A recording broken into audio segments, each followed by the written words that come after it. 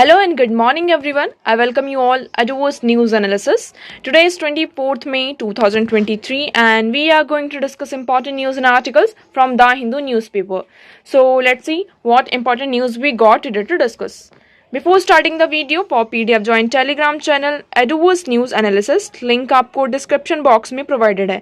Make sure video को last तक देखें सो दैट सारी इंपॉर्टेंट न्यूज आपके यहाँ पर कवर हो.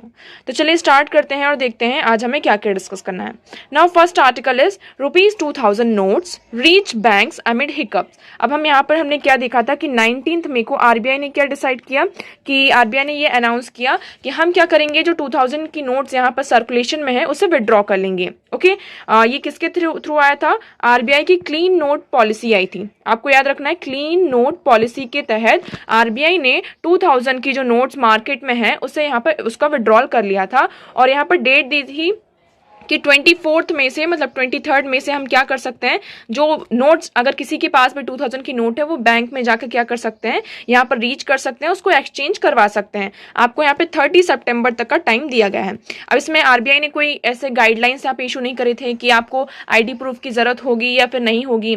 मतलब कि आप 20,000 रुपीज तक क्या कर सकते हैं विदाउट आईडी, जो नोट्स है उसका एक्सचेंज करा सकते हैं. तो देखिए हम यहाँ पे मार्केट में बहुत ज्यादा पैनिक भी हो गया था कि 2000 की नोट्स यहाँ पे बंद होने वाली हैं, इसलिए लोग यहाँ पे हमने देखा था क्या कि जो पेट्रोल पंप्स हैं वहां पे 2000 की नोट दे रहे हैं. अब उसमें एक्सचेंज में उनको प्रॉब्लम्स आ रही थी. तो देखिए एमिड हिकअप्स मतलब बहुत सारी परेशानियों के बाद फिर भी हमने क्या देखा कि जो नोट्स हैं वो 2000 के यहाँ पर बैंक यहाँ पर पहुंच रही हैं. ओके नेक्स्ट मूव करते हैं. नेक्स्ट आर्टिकल इज, ये आपके लिए इंपॉर्टेंट हो जाता है, update NPR to enumerate self during next census. अब यहाँ पे सेंसस होने वाला था. देखिए 2011 में सेंसस हुआ था आपका, उसके बाद इंडिया में कितने साल बाद होता है? 10 साल बाद होता है. आफ्टर एवरी 10 ईयर्स यहाँ पर क्या होता है, सेंसस होता है. तो 2011 में हमारा सेंसस हुआ था, उसके बाद 2021 में ये सेंसस होने वाला था. बट यहाँ पर क्या था, कोविड-19 के कारण 2021 का जो सेंसस था उसे पोस्टपोन कर दिया गया था और अभी तक ये सेंसस यहाँ पर नहीं हुआ है. बट अब देखिए इसमें ये कहा है कि अपडेट एनपीआर, जो आपका नेशनल पॉपुलेशन रजिस्ट्रेशन है उसे हमें क्या करना है, अपडेट करना है. इसके लिए हम क्या कर सकते हैं, जैसे कि हम पहले देखते थे सेंसस जब हमारे यहाँ होता था तो जो गवर्नमेंट के ऑफिशियल्स होते थे यहाँ पर सेंसस आपका जो पूरा डेटा होता था उसको रजिस्टर करने के लिए आते थे. ओके बट यहाँ पर अब गवर्नमेंट ने ये कर दिया है कि अगर सिटीजन्स उनको अपना जो डेटा है उसके साथ शेयर नहीं करना चाहते हैं तो आप क्या कर सकते हैं, डिजिटल प्लेटफॉर्म पर जाकर अपना जो पूरी जो आपका मतलब डेटा है उसको रजिस्टर कर सकते हैं. ओके तो if citizen want to exercise the right to fill the census from their own rather than through government enumerators, they will have the first update their national population registration details online. तो यहाँ पर क्या करना होगा, अगर आप जो ये सेंसस होते हैं यहाँ पर आप जो गवर्नमेंट के इन्यूमरेटर्स हैं उनके साथ अपना डेटा शेयर नहीं करना चाहते हैं, अपने जो सिटीजन्स हैं वो फिल नहीं करना चाहते हैं, तो वो क्या कर सकते हैं, ऑनलाइन जाकर नेशनल पॉपुलेशन जो पॉपुलेशन रजिस्ट्रेशन है उसको अपडेट कर सकते हैं. ओके तो इन्हें पहले ये करना होगा. अब देखिए एनपीआर की बात करते हैं, ये क्या है, नेशनल पॉपुलेशन रजिस्ट्रेशन. आपको यहाँ पर ये याद रखना है. आपका एक होता है क्या, एनआरसी.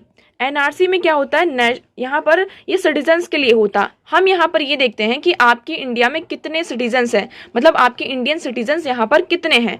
और नेशनल पॉपुलेशन रजिस्टर में ये होता है कि हम रेसिडेंट देखते हैं कि पर्सन, जो पर्टिकुलर पर्सन यहाँ पर ए पर्सन है, ये अगर झारखंड में रहता है, ये एमपी में रहता है, तो कितने सालों से रह रहा है वहाँ पर, क्या काम कर रहा है और आगे फ्यूचर में क्या वो माइग्रेट वर्कर है. सिर्फ मान लीजिए वो झारखंड का रहने वाला है और आकर वो एमपी में रह रहा है, तो क्या वो माइग्रेंट है, किसी और एरिया से आया है. तो एनपीआर में हम क्या करते हैं, जो पर्सन होता है उसका रेसिडेंट यहाँ पर मेनली देखा जाता है कि वो कहाँ तक, हाउ लॉन्ग, मतलब उसने कितने टाइम तक उस प्लेस पर रहा है और फ्यूचर में वो कब तक वो वहाँ पर रहेगा. जब तक या तो उसका काम है तब तक रहेगा या फिर वो उसी रीजन का है, वहीं उसका होम टाउन है, वहीं से बिलोंग करता है. तो नेशनल पॉपुलेशन रजिस्टर में हम ये सारी चीजें देखते हैं. आप इस आर्टिकल को टेक्स्ट एंड कंटेस्ट में भी एक आर्टिकल आया हुआ है किसका, what counts it seldom counted how the census data remain under utilised. तो यहाँ पर इन दोनों आर्टिकल को हम क्या कर सकते हैं, एक साथ लिंक कर सकते हैं. इसमें ये कहा जाता है कि जो सेंसस का डेटा हो रहा है उसको क्या किया जा रहा, अंडर यूटिलाइज किया जाता है. ठीक है, अब जैसे जब हम सेंसस निकालते हैं उससे हमें बहुत सारी चीजें पता चलती हैं कि पर्सन यहाँ पर क्या काम करता है, उसका वर्क क्या है. हम यहाँ पर कास्ट का पता चलता है कि पर्टिकुलर जो पर्सन है वो किस कास्ट का है. यहाँ पर हमें रिलीजन का पता चलता है किस रिलीजन का है पर्टिकुलर पर्सन।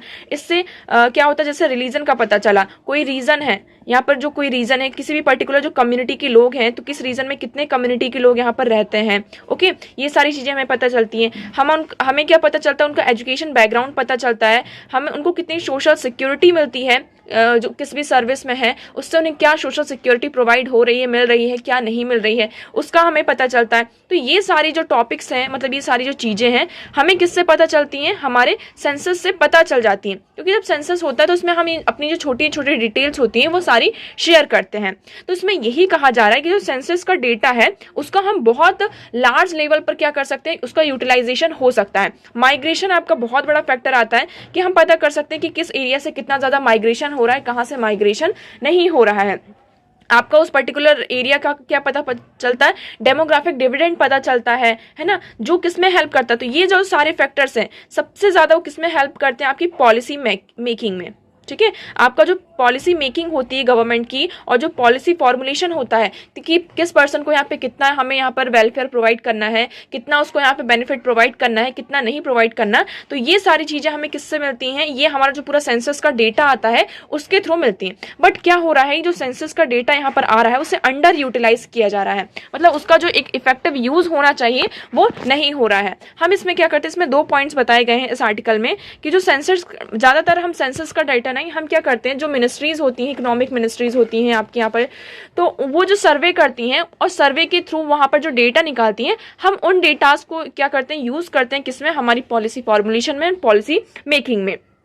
ओके, तो ये सबसे बड़ा यहाँ पर क्या आता है, आपका लूप होल आता है। नेक्स्ट आप देखिए इसमें क्या है, the census has a lot of potential in policy making and exercise is not merely about counting the population. यहाँ पर सिर्फ ये एक्सरसाइज पॉपुलेशन को काउंट करने के लिए नहीं है, हम इसको क्या कर सकते हैं, जैसे कि कास्ट है, आप इस देख सकते हैं कास्ट है, या फिर आप रिलीजन को ही ले लीजिए। हम किसी एरिया में देखते हैं कि इस रीजन में ये पर्टिकुलर कम्युनिटी के पर्सन कितने लोग रह रहे हैं, अगर उनका पॉपुलेशन कम हो रहा है तो उनको बचाने के लिए हम क्या पॉलिसी प्रोग्राम लेकर आ सकते हैं, है ना। यहाँ पर हम बात करते हैं कि एजुकेशन है, किस पर्टिकुलर पर्सन में, एरिया में यहाँ पे एजुकेशन का बैकग्राउंड कितना है, एजुकेशन का वहाँ पे इन्हेंसमेंट कितना है, हेल्थ सेक्टर से रिलेटेड, मतलब किस पर्टिकुलर एरिया में हेल्थ कैसी है, हेल्थ सिस्टम कैसा, वहाँ की फैसिलिटीज कैसी हैं।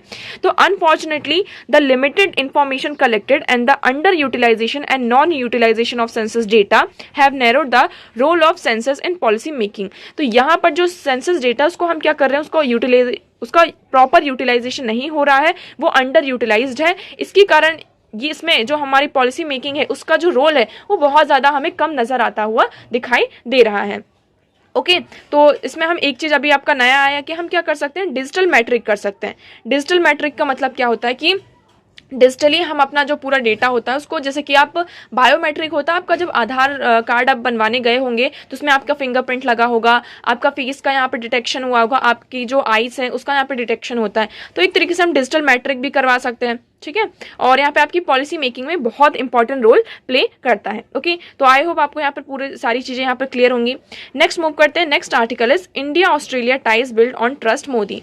अब यहाँ पर मीटिंग हुई किसकी, हमारे प्राइम मिनिस्टर नरेंद्र मोदी की और ऑस्ट्रेलियन के काउंटर पार्ट में एंटोनी, वहाँ के जो प्रेसिडेंट है, उनकी मीटिंग हुई है। और इसमें उन्होंने ये बताया कि ड्यूरिंग दिस इवेंट सब अर्ब in Australia Harris park was rename little India. तो यहाँ पे क्या बात की जा रही कि इंडिया और ऑस्ट्रेलिया के जो टाइज है वो ट्रस्ट पर बिल्ड है, ठीक है। तो इंडिया और उनकी जो एक म्यूचुअल ट्रस्ट होता है, फाउंडेशन क्या है इंडिया और ऑस्ट्रेलिया के रिलेशन का, एक म्यूचुअल ट्रस्ट एंड रिस्पेक्ट है।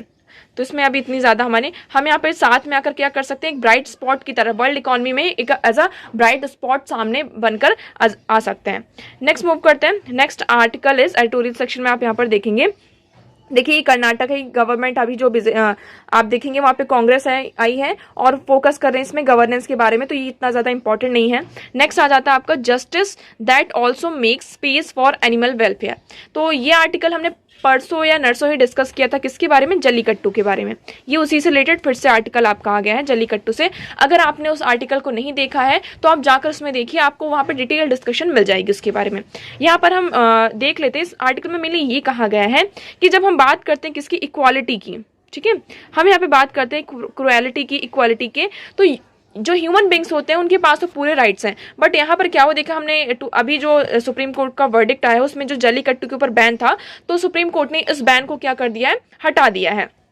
तो इस आर्टिकल में यही कहा जा रहा है कि सुप्रीम कोर्ट के पास यहाँ पर एक क्या थी, एक अपॉर्चुनिटी थी कि वो क्या कर सकते हैं, जो एनिमल वेलफेयर है उसका एक स्पेस था उनके पास, एनिमल वेलफेयर उनके जस्टिस के लिए यहाँ पर कुछ लेकर आया जा सकता था, बट ये जो अपॉर्चुनिटी है सुप्रीम कोर्ट ने उसको क्या कर दिया है, उसका लॉस कर दिया है। ओके, अब जल्लीकट्टू क्या है इसके बारे में हम देखते हैं कि 2014 में क्या हुआ था, सुप्रीम कोर्ट ने जल्लीकट्टू को यहाँ पर बैन कर दिया था। ओके, इसके बाद यहाँ पर सेंटर का नोटिफिकेशन आता है, सेंट्रल गवर्नमेंट यहाँ पे नोटिफाई करती है। उसके बाद फिर 2017 में क्या होता है कि जो तमिलनाडु की गवर्नमेंट होती है एक रेजोल्यूशन लेकर आती है, एक बिल लेकर आती है, जिसके थ्रू वो क्या करते हैं, जल्लीकट्टू के ऊपर जो बैन होता है उसको रिमूव कर देते हैं। और वो कैसे लेकर आती है, वो जो बिल लेकर आती है उसमें डायरेक्ट वो प्रेसिडेंट का यहाँ पे क्या लेती है, एसेंट लेती हैं। और इस कंडीशन में क्या होता है कि जब भी ऐसी चीजें होती हैं, क्योंकि जो एनिमल वाला जो पूरा आपका क्रुएलिटी वाला इशू है, ये किस में आता है, आपका कंकरेंट लिस्ट में आता है। तो यहाँ पर हम यहाँ क्रुएलिटी वाला जो इफेक्ट है, तो इसमें गवर्नमेंट भी, जो आपकी पार्लियामेंट होती है, सेंटर भी रूल्स बनाती है, और जो आपकी स्टेट होती है वो भी यहाँ पर रूल्स बनाती हैं। बट किसकी ज़्यादा प्रायोरिटी दी जाती है, आपको सेंटर की दी जाती है। बट यहाँ पर अगर तमिलनाडु मतलब कि कोई भी स्टेट गवर्नमेंट प्रेसिडेंट के यहाँ पे एसेट ले लेता है, तो उस कंडीशन में वहाँ पर जो स्टेट गवर्नमेंट होती है उसको यहाँ पर उसके लॉ की ज़्यादा प्रायोरिटी होती है। तो 2017 में तमिलनाडु ने क्या किया था, इसी का यूज़ करते हुए, इस पावर का यूज करते हुए जल्लीकट्टू के ऊपर यहाँ पर जो बैन था उसको यहाँ पे रिमूव करवाया था, हटा दिया था।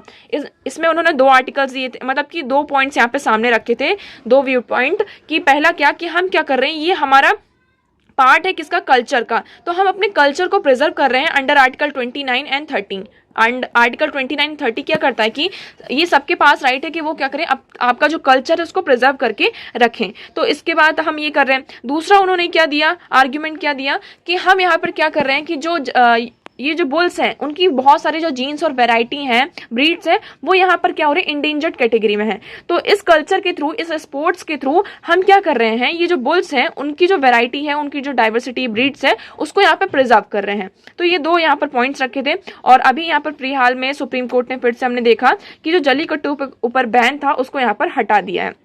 तो इस आर्टिकल में मेरे यही कहा गया कि देखिए, एनिमल्स के लिए कोई राइट नहीं है आपका, सिर्फ आपका क्या आ जाता है, prevention of cruelty of animal act 1960 है, जिसमें इतने ज़्यादा एनिमल्स को राइट प्रोवाइड नहीं किए गए हैं। सुप्रीम कोर्ट के पास यहाँ पर एक बहुत अच्छी अपॉर्चुनिटी थी कि हम बात कर सकते थे एनिमल्स राइट के बारे में। ओके, तो उसको यहाँ पर सुप्रीम कोर्ट ने क्या किया है, लॉस किया है। ओके, नेक्स्ट मूव करते हैं। Next article is the paradox of brisk is new pathway. अब यहाँ पे ब्रिस्क की बात की जा रही है, ठीक है। ये कब बना था, आपका 2001 में ब्रिस्क आया था। इससे पहले देखते हैं, इसमें पहली बात की जा रही कि ब्रिस्क के अलावा आपके बहुत सारे अदर ऑर्गेनाइजेशन है, जैसे कि आपका क्या आ जाता है, नैम आ जाता है, ठीक है, G77 ये था पहले। ये सारे जो ऑर्गेनाइजेशंस हैं, ये मल्टीलेटरल जो ग्रुपिंग थी, धीरे धीरे हमें क्या देखने को मिल रहा है कि ये इनका जो एक रोल होता है वो धीरे धीरे क्या हो रहा है, खत्म होता जा रहा है, ठीक है। नैम अभी भी यहाँ पर एग्जिस्ट करता है, बट हम कोल्ड वॉर के एरा के बाद से हम देखे थे नॉन और G77 इनका जो रिलेवेंस है एक तरीके से आज के प्रेजेंट टाइम में वो क्या होता हुआ नजर आ रहा है कि कम होता हुआ नजर आ रहा है, ठीक है। उसके बाद हम सार्क की भी देखते हैं कि सार्क की भी यहाँ पे समिट 2014 से कोई भी यहाँ पे सार्क की समिट नहीं हुई। नैम यहाँ पे एग्जिस्ट करता है, बट उसकी भी यहाँ पर कोई भी समिट नहीं हो रही है। G77 की भी कोई समिट यहाँ पर नहीं हो रही है। उसके बाद किसका आ जाता है, ब्रिस्क की, ठीक है। आपका यहाँ पे ब्रिस्क क्या है, Brazil, Russia, India, China and south Africa. अब यहाँ पे एक्चुअली हुआ क्या था कि पहले एक रीजनल ग्रुपिंग थी किसकी, इप्सा क्या था आपका, यहाँ पे India, Brazil and south Africa. तो यहाँ पर ये इसकी ग्रुपिंग थी। आप देखेंगे कि conception of BRICS grouping of 4 emerging economy, Brazil, Russia, India and China may not have gone far but it was a popular acronym over 2 decades ago. तो यहाँ पे पहले ये क्या था, ब्रिस्क था, BRI, brisk, Brazil, Russia, India and China, पहले ये था।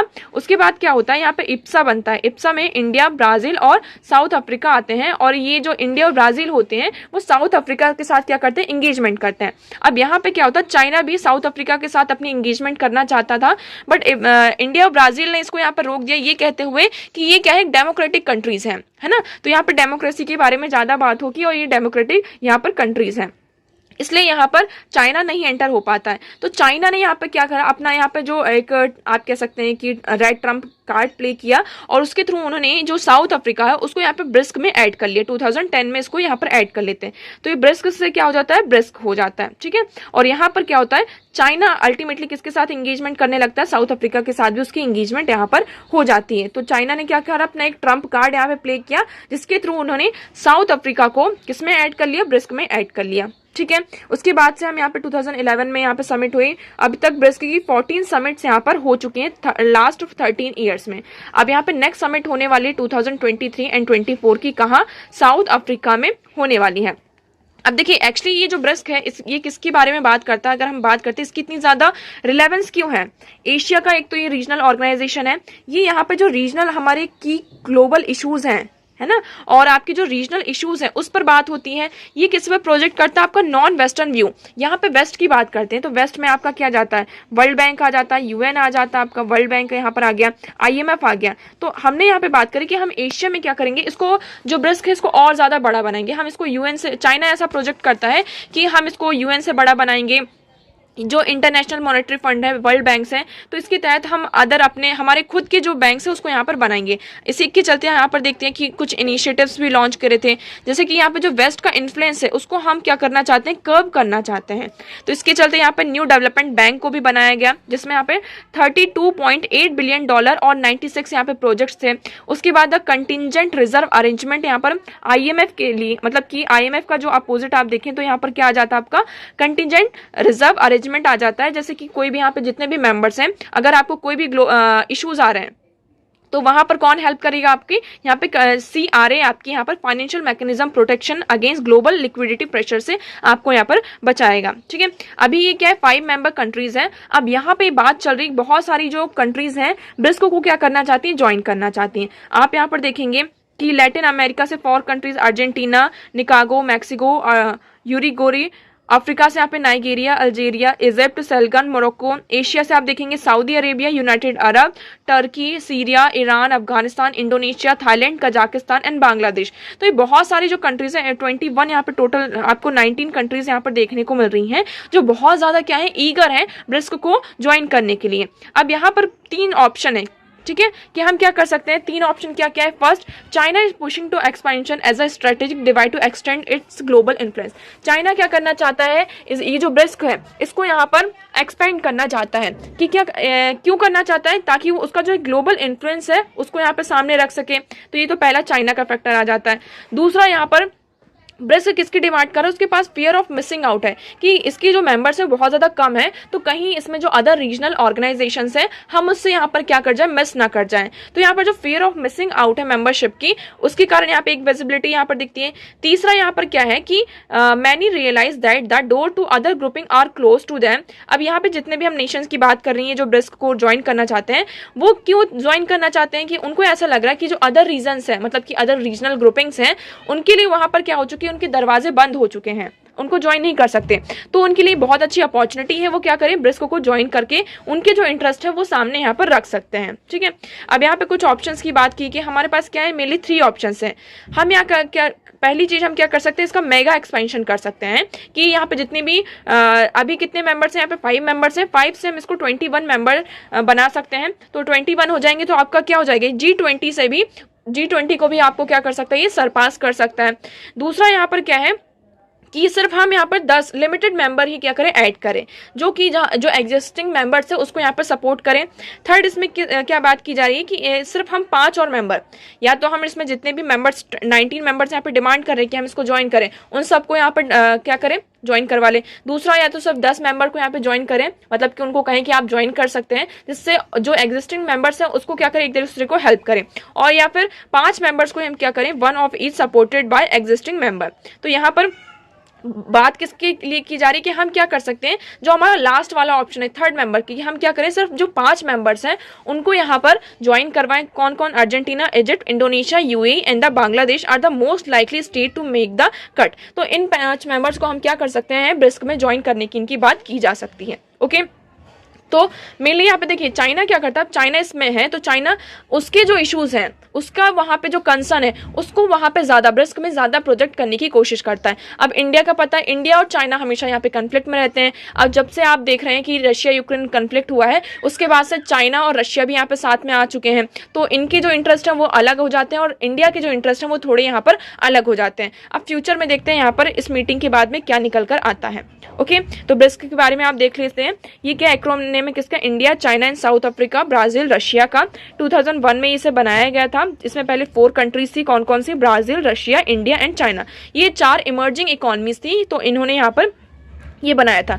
2010 में यहाँ पे साउथ अफ्रीका को क्या किया जाता है, ऐड किया जाता है इस ग्रुपिंग में, तो इसका जो एक्रोनेम होता है वहाँ पर ऐड होता है। अब देखिए यहाँ पर जब अदर मेंबर्स ऐड होंगे तो इसके नेम को भी चेंज करने की भी बात की जाएगी कि उनका भी नेम क्या हो, इसका जो ऑर्गेनाइजेशन इसमें ऐड हो। ओके, इसका हम देखते हैं। Together 5 of the largest developing countries of the world, ये 5 क्या है, वर्ल्ड की लार्जेस्ट डेवलपिंग कंट्रीज हैं, रिप्रेजेंट करती हैं 41% of the global population, 24% of global GDP and 16% of global trade को ये क्या करती हैं, रिप्रेजेंट करती हैं। ठीक है, इंडिया को यहाँ पे चेयरमैनशिप मिली थी 2001 में।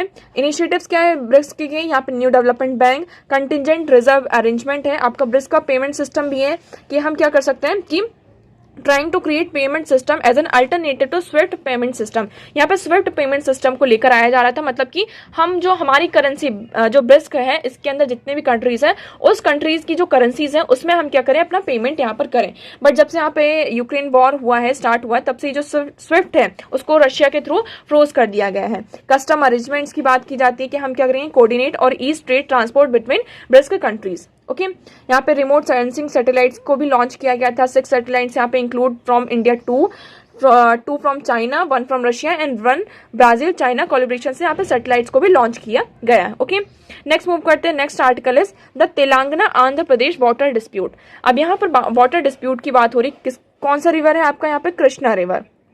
ठीक है, तो ये जो कृष्णा वाटर रिवर है इसका ये जो ओरिजिन हम देखते हैं कृष्णा रिवर का, तो देखिए the dispute dated back to the formation of Andhra Pradesh in November 1956। जब से यहाँ पे 1956 में आंध्र प्रदेश आपका बना है, तब से जो कृष्णा वाटर डिस्प्यूट है इसका यहाँ पे ओरिजिन हमें देखने को मिलता है।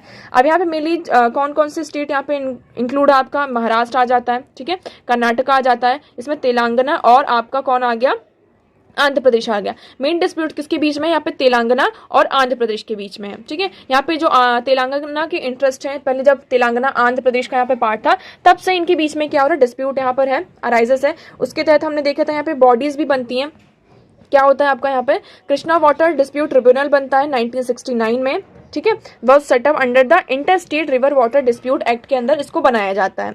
इसको यहाँ इसकी जो प्रेजेंट रिपोर्ट होती है 1973 में प्रेजेंट की जाती है। उसके बाद फिर से यहाँ पे डिस्प्यूट्स रिजॉल्व नहीं होते। उसके बाद सेकंड यहाँ पर आपका ट्रिब्यूनल बनता है, ये 2004 में बनता है। ये अपनी जो रिपोर्ट होती है 2010 में देते हैं और यहाँ पर वो क्या करते हैं, allocation of water, Krishna water 65% dependently for surplus flow is 81। तो 81 जो टीएमसी है महाराष्ट्र को मिलता है, 177 TMC for Karnataka and 190 TMC for Andhra Pradesh. उसके बाद हम क्या देखते हैं, यहाँ पे 2010 की जो रिपोर्ट आती है, Andhra Pradesh challenge is through a special leave petition before the supreme court in 2011। Andhra Pradesh की जो आता है 2010 की रिपोर्ट, इसको यहाँ पर स्पेशल लीव पिटिशन से सुप्रीम कोर्ट में यहाँ पर पिटिशन फाइल करता है, इसको चैलेंज करता है। और 2013 में फिर इशू आता है, यहाँ पे एक फर्दर रिपोर्ट आती है जो चैलेंज करता है, मतलब कि जो मतलब आंध्र प्रदेश ने यहाँ पे सुप्रीम कोर्ट में चैलेंज किया था, उसके अगेंस्ट में एक रिपोर्ट आती है। ठीक है, अब फिर उसके बाद होता है किसका, क्रिएशन होता है तेलंगाना का। तेलंगाना आपका बनता है 2014 में।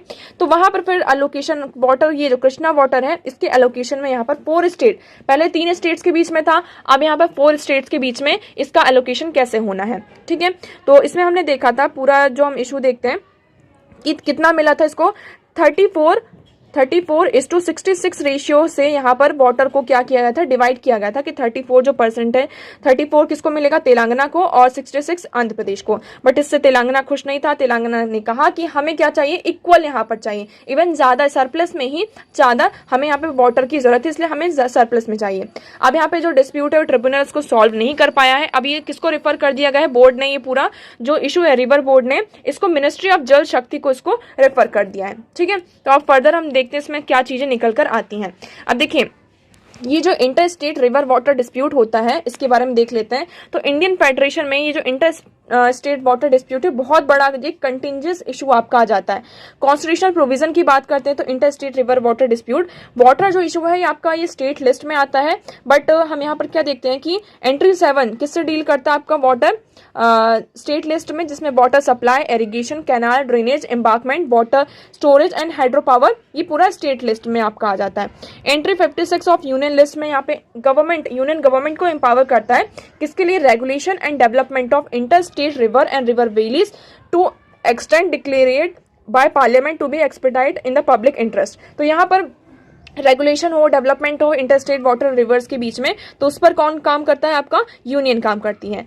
कॉन्स्टिट्यूशन में आर्टिकल देखते हैं, आर्टिकल 262 किससे डील करता है आपका, यहाँ पर जो वाटर रिलेटेड डिस्प्यूट्स होते हैं उससे यहाँ पर डील करता है। इसके आपके 2 क्लॉज आपको देखने के मिलेंगे कि पार्लियामेंट क्या करता है, लॉ प्रोवाइड करता है for the adjudication of any dispute और complaint with respect to the use. यहाँ पर अगर ऐसे कोई डिस्प्यूट आते हैं तो उस पर कौन लॉ प्रोवाइड करता है, पार्लियामेंट प्रोवाइड करता है। सेकंड यहाँ पे क्लॉज 2 क्या कहता है कि सुप्रीम कोर्ट और अदर जो यहाँ पर कोर्ट्स हैं इसका यहाँ पर ज्यूरिडिक्शन देने को उनका कोई भी यहाँ पर राइट नहीं है। ठीक है, कोई भी कंप्लेन आती है तो यहाँ पर उस पर ज्यूरिडिक्शन देना, उस पर लॉ प्रोवाइड करना, ये सिर्फ किसका काम है, पार्लियामेंट का यहाँ पर काम है। आर्टिकल 262 यहाँ पर बात करता है किसकी, रिवर बोर्ड एक्ट 1956 को स्टैब्लिश करने की बात करता है और inter state river water dispute act 1956 की बात करता है। बट अभी तक हमें क्या देखते हैं कि ये जो रिवर बोर्ड एक्ट 1956 ये था, इसमें हमें बोर्ड को स्टैब्लिश करने की बात की गई थी, इसको आज तक क्रिएट नहीं किया गया। ओके, तो आई होप आपको यहाँ पे क्लियर होगा। अब कृष्णा रिवर क्या है इसके बारे में देख लेते हैं। ये कहाँ से ओरिजिनेट होती है, महाबलेश्वर, सतारा इन महाराष्ट्र। आप यहाँ पर देख सकते हैं ये महाराष्ट्र से होकर निकलती, कर्नाटका, आंध्र प्रदेश, ये यहाँ पर आपका पूरा आ जाता है। ठीक है, ये इधर से। ओके, तो महाबलेश्वर, सतारा, महाराष्ट्र से ओरिजिन होती है। सेकंड बिगेस्ट रिवर है पेनिनसुलर इंडिया की आफ्टर गोदावरी रिवर। गोदावरी ये आपकी रिवर है और इसके बाद आपकी कृष्णा रिवर निकलती है। तो गोदावरी रिवर के बाद आपकी ये सेकंड बिगेस्ट रिवर है। ड्रेनेज की बात करते हैं, 4 स्टेट से निकलती है, कहाँ कहाँ, north Karnataka, rest of 30 Telangana and Andhra Pradesh, और ये बे ऑफ बंगाल में जाके क्या होती है, एम्पटाइज होती है। ट्रिब्यूटरीज कौन कौन सी इसकी, तुंगभद्रा, मल्लप्रभा, कोयान, भीमा, घटप्रभा, येरला, वरना, दिंडी, मूसी एंड दुंग गंगा। ठीक है, दूध गंगा। तो इसके क्या है, ट्रिब्यूटरीज है। ओके, आई होप आपको ये पूरा क्लियर होगा। नेक्स्ट मूव करते हैं। Now next article is no record of office expenses for panel on OBC quota for 2 years RTI. अब यहाँ पे आरटीआई के थ्रू फाइल किया गया है। आप हम यहाँ पर क्या देखते हैं कि 2017 में एक कमीशन बनाया जाता है। ठीक है, रोहिणी कमीशन, जिसका काम क्या होता है कि इसको काम दिया जाता है, इसको अभी हमने देखा था 14th एक्सटेंशन मिल चुका है। जनवरी में ही हमने इसको डिस्कस किया था कि इसको क्या मिला, 14th एक्सटेंशन मिला है। रोहिणी कमीशन क्यों बनाया गया था, इसमें यह बनाया गया था कि मतलब कि आप डेटा निकालिए कि जो ओबीसी में जितने भी आप उन लोगों को मतलब उन कास्ट के लोगों को निकालिए जिसको मतलब कि जिसके लिए उनको रिजर्वेशन प्रोवाइड किया था, और वो क्या हो चुकी है, रिजर्वेशन को जो एक बेनिफिट उन्हें मिलना चाहिए था वो मिल चुका है। तो ये जो क्रीमी लेयर वाला जो कॉन्सेप्ट है ना ओबीसी से, जो यहाँ पर बहुत ज़्यादा इकोनॉमिकली बहुत वेल डेवलप्ड है, तो उनको रिमूव करने के लिए पूरी बात की गई। तो बस इसमें ये कहा जा रहा है कि ये जो रोहिणी कमीशन है उनके पास गवर्नमेंट से यहाँ पे जो डेटा होना चाहिए। तो देखिए, the government has no record of office expenditure incurred for the Justice G. Rohini Commission for the sub-categorization of other backward classes since September 2021। सितंबर 2021 से हम देख रहे हैं यहाँ पर कोई भी क्या हो रहा है, एक्सपेंडिचर जो इंकर होनी चाहिए थी रोहिणी कमीशन को, यहाँ पर नहीं मिल रहा है। ओके, तो मतलब आरटीआई के थ्रू यहाँ पर द हिंदू ने ये बातचीत की होगी, तो इसमें यहाँ पर इन्होंने ये रिप्लाई किया है। और एक्सपेंडिचर रिकॉर्ड की बात करते हैं तो जो राइट टू इन्फॉर्मेशन एक्ट के अंदर ये पता चला है कि अब तक कितने इसमें बहुत ज़्यादा स्पेंड किया जाता है। जो कमीशन है उनके जो चेयरपर्सन है सैलरीज में 26,04,775 रुपीज़ यहाँ पे एक्सपेंड किया जा चुका है 2017 से लेकर 23 तक, अप्रैल 2023 तक।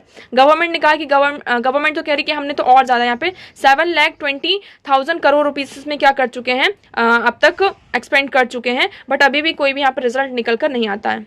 ओके, नेक्स्ट मूव करते हैं। नेक्स्ट आर्टिकल इज, अब आप देखेंगे कल यहाँ पर क्या है, आपका यूपीएससी का रिजल्ट आया है और इसमें हम यहाँ पर देख रहे हैं कि टॉप जो 4 रैंकर्स हैं वो कौन है, यहाँ पर विमेन है, आपकी गर्ल्स हैं आपकी। ठीक है, तो इसमें यहाँ उसी के बारे में बात की गई कि Ishika Kishore from Greater Noida get first rank, Garima Lohiya from Buxar come second. UPSC recommend 933 candidates, यहाँ पे 933 जो कैंडिडेट्स हैं उनको यहाँ पे रिकमेंड किया है, किसके लिए, IAS IPS एंड IFS, जो आपकी जो अदर सेंट्रल सर्विसेज हैं ग्रुप ए और ग्रुप बी की, उसके लिए। तो यहाँ पर मतलब एक तरीके से आपका क्या आ रहा है कि विमेन का पार्टिसिपेशन हमें ज़्यादा देखने को मिल रहा है, किसमें, हमारी ब्यूरोक्रेसी में और पब्लिक ऑफिशियल्स में। तो ये एक तरीके से किसको प्रमोट कर रहा है, विमेन एम्पावरमेंट को प्रमोट कर रहा है। ओके, तो आप भी यहाँ पर कर सकते हैं, अगर आप यहाँ पर डटे रहेंगे, एक डिसिप्लिन के साथ सारी चीज़ों को फॉलो करेंगे, अपना एक स्केड्यूल बनाएंगे, सारी चीज़ों को आप अच्छे से करेंगे, मैनेज करेंगे, तो आप भी क्या कर सकते हैं, जो ये सिविल सर्विस का आपका जो UPSC का एग्जाम है, इसमें आप टॉप करने से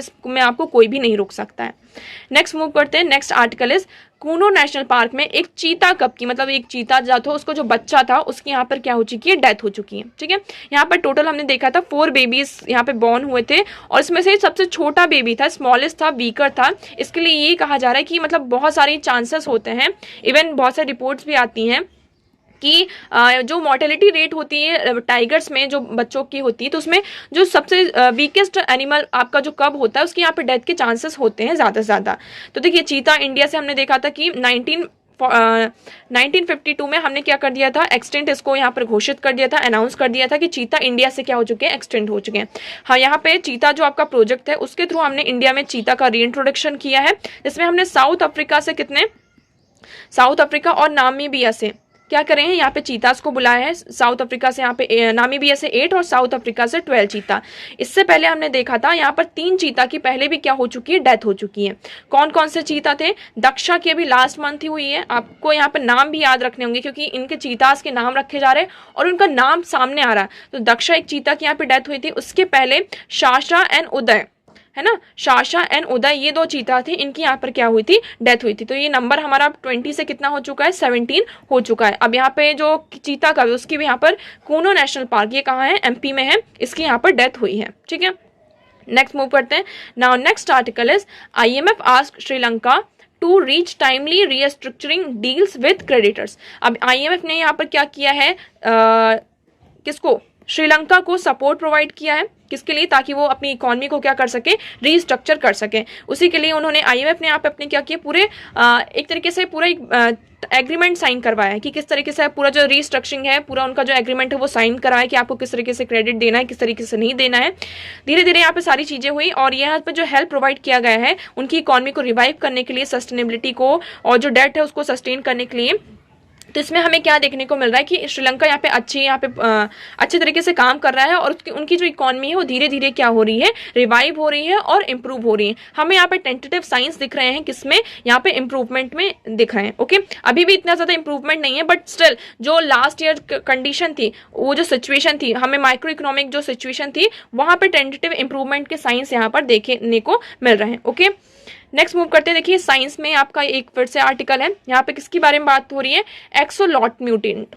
एक्सोलॉट, आप इसके बारे में देखेंगे, ये देखिए, ये आपके हैं क्या, एक्सोलॉट, ये एम्फीबियंस हैं। एम्फीबियंस कौन होते हैं, जो आपका लैंड और वाटर दोनों में रहते हैं, बट ये क्या है, इंडेंजर्ड हो चुके हैं, इसलिए इनको सिर्फ वाटर में ही रखा जाता है, सिर्फ ये पानी में रहते हैं। मेनली कहाँ पाए जाते हैं, जो आपकी मैक्सिको सिटी है वहाँ ये पाए जाते हैं, और किसी भी रीजन में ये पाए नहीं जाते हैं। ठीक है, तो इनकी लेंथ कितनी होती है, 12 इंच होती है, नोज इन द टिप, और ये बहुत सारे, इनकी जो वैरायटी देख लेते हैं। Axolotls looks like babies for their entire life. इनको आप देखेंगे ना तो आप ऐसा लगेगा ये बेबी ही है। ठीक है, आप देख सकते हैं ये कितने क्यूट से हैं। ओके, नेक्स्ट देख सकते हैं कि ये native to one place in the world, सिर्फ ये मैक्सिको सिटी में ही पाए जाते हैं और कहीं भी नहीं पाए जाते। They are carnivorous, they come in variety of colour pattern, ये बहुत सारी कलर पैटर्न और वैरायटी में आते हैं। अब इसमें देख सकते हैं, इसमें लाइट पिंक है, इसमें ऑरेंज है, और भी वैरायटी में ये आते हैं। यहाँ पर ये क्या कर सकते हैं, इनका एक बहुत अच्छा आप कह सकते हैं कि इनका प्रॉफिट है कि they can regenerate body parts. अगर इनका कोई भी बॉडी पार्ट कट होता है तो उसको क्या कर सकते हैं, वो रीजनरेट कर सकते हैं। ओके, ये हो जाता है। They have a large genome, they are courtship ritual involving dancing, they are actually critically endangered. ये किस में आ जाते हैं, आपकी क्रिटिकली इंडेंजर्ड कैटेगरी में आते हैं। ओके, आपको ये याद रखना। अब ये आर्टिकल क्यों आया है, आर्टिकल एक्चुअली ये आया है कि इनका जो है, हम देख रहे हैं कि क्रिटिकली इंडेंजर्ड है। अब ये एम्फीबियन की कैटेगरी में आते हैं, इनके बहुत सारे नेम्स भी हैं। क्या क्या नेम है इसका, इनको वाटर डॉग्स भी कहते हैं, वाटर ट्विन कहते हैं, वाटर स्प्राइट भी कहते हैं, वाटर स्लेव भी कहते हैं।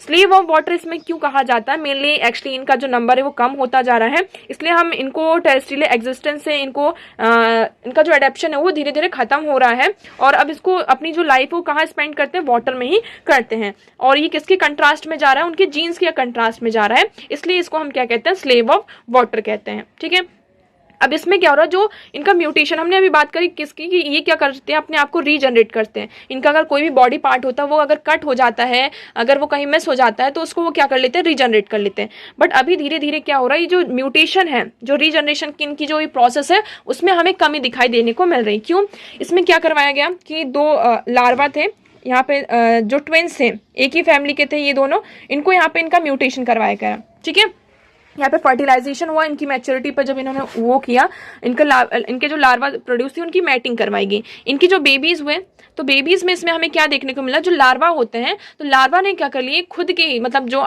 उनके आपके सिबलिंग्स हुए, तो उन सिबलिंग्स के जो लिम्स है उसको यहाँ पे कट कर लिया, उसको खा लिया, एक तरीके से ऐसा कह सकते हैं। तो उनके लेग्स यहाँ पे क्या हो गए, कट गए।